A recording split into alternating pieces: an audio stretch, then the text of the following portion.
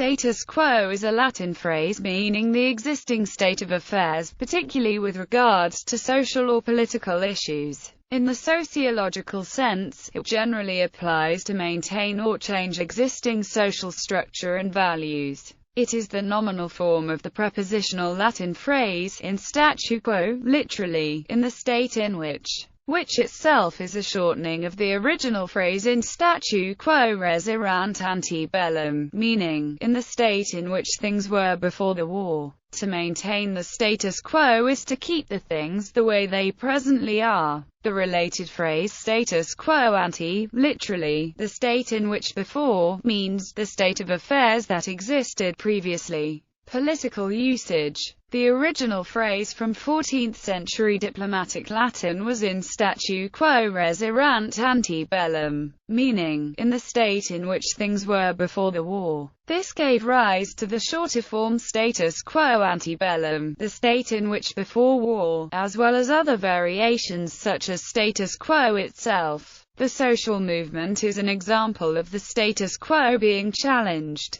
The phrase frequently refers to the status of a large issue, such as the current culture or social climate of an entire society or nation. When people are seen as supporting the status quo, it is generally seen in a negative way, and they are often portrayed as being resistant to societal progress. Politicians sometimes refer to a status quo. Often there is a policy of deliberate ambiguity, referring to the status quo rather than formalizing the status. Clarke is reported to have said, "The status quo is the only solution that cannot be vetoed," meaning that the status quo cannot simply be decided against. Action must be taken if it is to change. Status quo can also refer to a situation that people find mutually undesirable, but the outcome of any changes to it may be overly risky. At the same time, they recognize that eventual change will occur, and openness to the potential that a better alternative solution may emerge over time. For example, Taiwan's political status straddles the line of a sovereign state in its own right and a non-sovereign area of China. Neither a full declaration of independence nor a forceful incorporation of the island into China is considered ideal by both parties at the current